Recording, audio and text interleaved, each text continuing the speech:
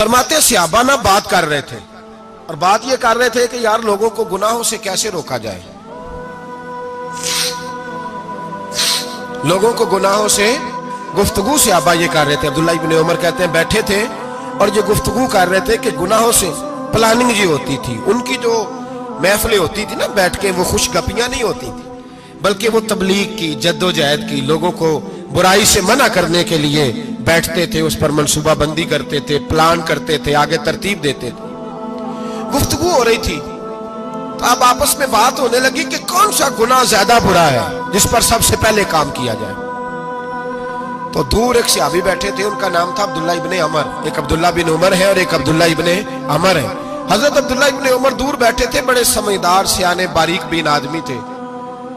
تو حضرت عمر فاروق اپنے بیٹے سے کہنے لگے جا عبداللہ ابن عمر سے پوچھ کے آ کہ سب سے سخت گناہ کون سا ہے۔ توجہ ہے میرے بھائیوں، ادھر دیکھیے گا میری جانب، پوچھ کے آ کہ سخت گناہ کون سا ہے۔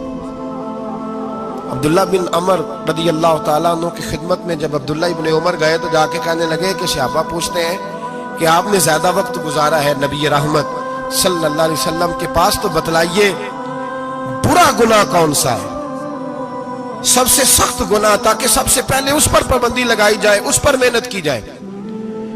تو حضرت عبداللہ ابن عمر کہنے لگے صحابہ کو جا کے بتا دو کہ سب سے برا گناہ شراب پینا ہے، سب سے برا گناہ، اور یہ ام الخبائث ہے، برائیوں کی جڑ ہے، گناہوں کی ماں ہے، یہ بنیاد ہے، باقی گناہ اسی سے شروع ہوتے ہیں۔ کہتے ہیں میں نے آ کے بتایا تو حضرت ابو بکر صدیق رضی اللہ تعالیٰ عنہ سیدنا فاروق اعظم کہنے لگے خود جاتے ہیں، ان کے پاس خود جاتے ہیں، چونکہ ہم نے بات سننی ہے ہم خود جاتے ہیں اور ان سے جا کر کے سوال کرتے ہیں کہ اگر آپ کو اس تفصیل کا پتہ ہے نا تو اس کے پیچھے بھی کوئی تفصیل ہوگی جو میرے نبی پاک نے بیان کی ہوگی صلی اللہ تعالی علیہ وسلم، اس تفصیل کا بھی آپ کو پتہ ہوگا جو نبی پاک نے بیان کی ہوگی، اس بات کے پیچھے جو بیک گراؤنڈ ہے، جو پس منظر ہے۔ فرماتے ہیں کہ ہم اٹھے، عبداللہ ابن عمر کے پاس گئے، ان سے جا کے پوچھا کہ جناب آپ نے یہ تو فرمایا ہے شراب ام الخبائث ہے، تو اس کے پیچھے پس منظر کیا ہے؟ تو عبداللہ ابن عمر کہنے لگے یہ میں نے اپنے پاس سے نہیں کہا، یہ میں نے نبی پاک سے سنا ہوا ہے۔ حضور سید عالم صلی اللہ علیہ وسلم بیٹھے تھے تو حضور نے فرمایا شراب، یہ نشہ، یہ برائیوں کی ماں ہے۔ اور پھر حضور نے ایک مثال بیان فرمائی، نبی رحمت علیہ السلام نے فرمایا بنی اسرائیل کا ایک واقعہ ہے، ایک خوبصورت جوان تھا، ایک عورت کا دل آ گیا اس پر۔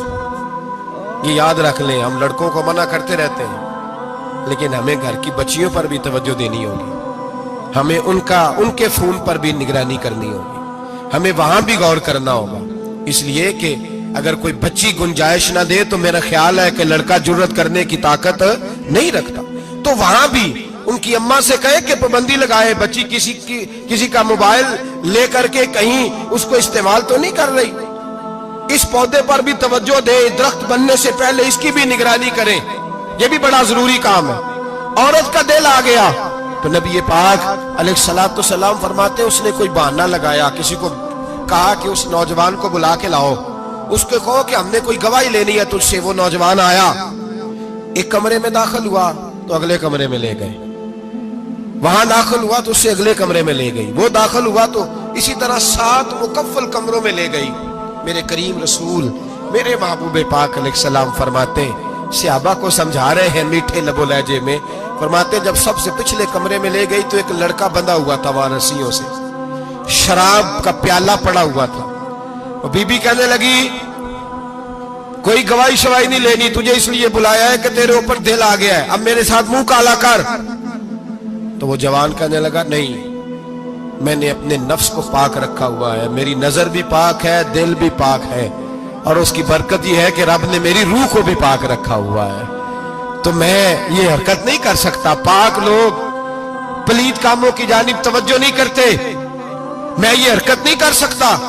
اقبال نے اپنے بیٹے کو دعا دی تھی، اس نے کہا تھا حیا باقی نہیں ہے زمانے کی آنکھ میں، خدا کرے کہ رہے تیری جوانی بے داغ، خدا کرے کہ رہے تیری جوانی بے داغ۔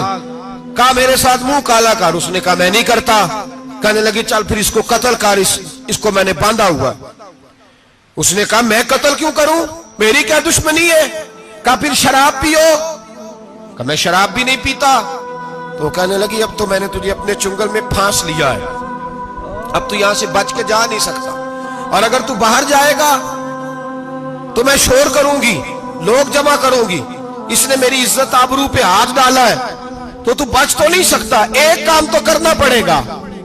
महबूब फरमाते उस नौजवान ने सोचा कि जिना भी बहुत बड़ा जुर्म है, कत्ल भी बहुत बड़ा गुनाह है, चलो अब मजबूरी है तो शराब पी लेता हूं। लेकिन वो समझा ना कि शराब तो बुनियाद है। उसने एक प्याला जो पिया, कहने लगा एक और दे दो। दूसरा पिया तो कहने लगा एक और दे दो। अब 3 प्याले 3 बोतलें शराब जो पी चुका तो खुमारी चढ़ गई। अब उस औरत के करीब जाने लगा कि मैं तेरे साथ जिना करूंगा। उसने कहा जब तक मैं करीब नहीं आने दूंगी जब तक तू इसे कत्ल न करे। उसने उसे कत्ल भी किया, जिना भी किया। तो महबूब फरमाने लगे ये कत्ल और जिना जो हुआ है तो ये शराब की वजह से हुआ है। गोया शराब वो जुर्म है जो कत्ल भी कराएगी, जो जिना भी कराएगी। और अगर आप नशई को देखें, अगर आप शराबी को देखें, तो क्या वो डकैतियां नहीं करता फिरता, वो चोरियां नहीं करता, वो अपनी ही माँ का जेवर नहीं बेच आता, वो अपनी ही बहन का पड़ा हुआ जहेज नहीं बेच आता, वो अपने ही घर में डाके नहीं डालता, वो अल्लाह के घर मस्जिद में आकर के चोरी नहीं करता,